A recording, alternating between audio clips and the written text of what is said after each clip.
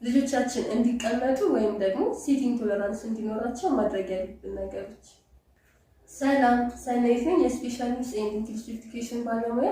ዛሬ ደግሞ ልጆቻችን ሲቲንግ ቶለራንስ እንዲኖራቸውና ትኩረት አድርገው እንዲቀመጡ የምንቀመጥባቸውን ቴክኒኮች አሳያቸዋለሁ።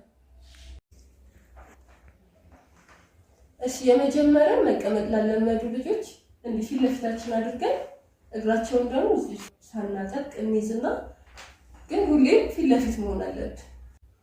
እግራቸውን የምንይዛቸው ምንም አይነት ሲቲንግ ቶለራንስ ስለሌላቸው ልጆች ሲሆን ከዛ ግን እየለመዱ ሲመጡ እንደዚህ አጠገባቸው ሆነን ድንገት በመሃል ቢነሱ እንኳን እነሱን ለመቆጣጠር ይመቸናል ማለት ነው። ስለዚህ እንደዚህ እንሆናለን።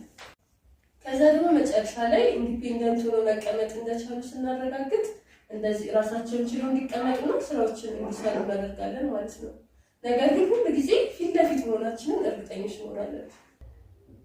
ከዛ ደግሞ ማት ላይ ስንቀመጥ እግራቸውን እንደዚህ በውስጥ አሳልፈን እንቀመጣለን ማለት ነው። ግን እንዳንጫናቸው ሁሉ ጊዜ እግራቸው ከጉልበታችን ጀርባ መሆኑን እርግጠኞች መሆን አለብን። ከዛ ስለዚህ አክቲቪቲዎችን እንዲሆነን መስራት እንችላለን ማለት ነው። ይሄም ለምንድን ነው? እንድንቆጣጠራቸው ያደርገናል። ይሄንንም ደግሞ ኢንዲፔንደንትሊ መቀመጥ ሲጀምሩ እግራቸውን እንደዚህ ክሮስ እንዲያደርጉ እናደርጋለን። እኛም ደግሞ እንደዚህ እንቀመጣለን። እንደዚህ ክሮስ እናደርግና አክቲቪቲዎችን እንደዚህ መስራት እንችላለን ማለት ነው። በሌላ ቪዲዮ እስከምንገናኝ ድረስ ሰላም።